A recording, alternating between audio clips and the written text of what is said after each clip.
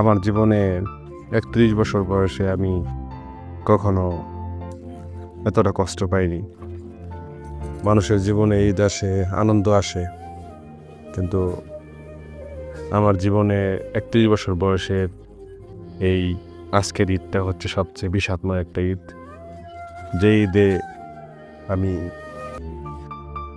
কখনোই ভালো ছিলাম না। এটার একটা বিশেষ কারণ আছে, যে কারণটা হয়তো বা আমি সবার সামনে বলতে পারতেছি না। মানুষের মনে কিছু অযাচিত কষ্ট থাকে, যে কষ্টগুলা মানুষ ইচ্ছা করলেও শেয়ার করতে পারে না। ঠিক তেমনই কষ্ট। ঈদ আসছে, চলে গেছে, কিন্তু মনের কষ্টটা কিন্তু মনে থেকে গেছে। তো আসলে কি, যখন আপনার আপন জনগুলা যখন আসলে আপন থাকে না, স্বার্থের কাছে যখন বিক্রি হয়ে যায়, তখন কিন্তু আসলে নিজের ভালো থাকাটা আসলে হয়ে ওঠে না। এটাই বাস্তব। তারপরেও দিন শেষে বলতে চাই, যেভাবে আছি আলহামদুলিল্লাহ ভালো আছি। তো দিন শেষে আজকে কাজের জন্য ফ্যামিলি থেকে দূরে আছি অনেক।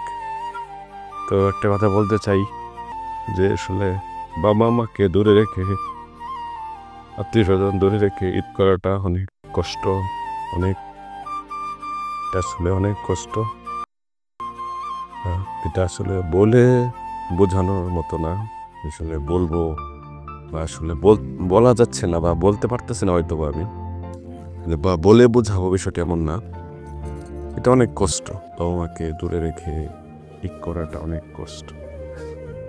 তো একটা কথা বলতে চাই, যে বাবা আম্মা, আজকে ঈদের দিন, তোমাদের কথা খুব মনে হচ্ছে। তোমরা খুব ভালো থেকো, যেখানে থাকো, যেভাবে থাকো, সবসময় ভালো থাকো। তোমাদের জন্য মন থেকে দোয়া রইল, আর আমার জন্য দোয়া করো। তোমাদের ছাড়া আমি ভালো নেই।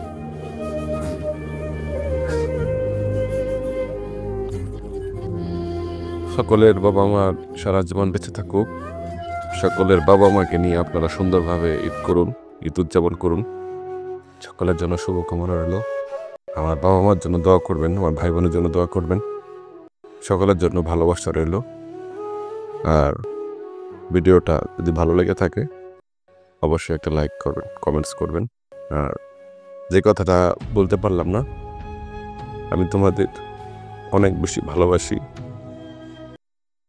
আমার বাবা মা অনেক ভালোবাসি তোমাদেরকে ছেড়ে আমার ৩১ বছরের জীবনের এটা প্রথম ঈদ।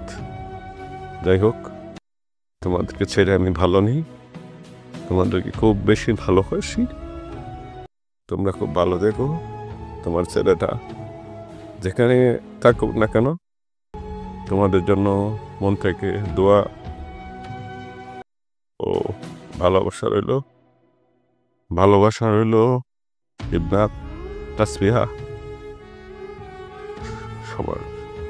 সবার জন্যই খুব বেশি ভালোবাসা রইল।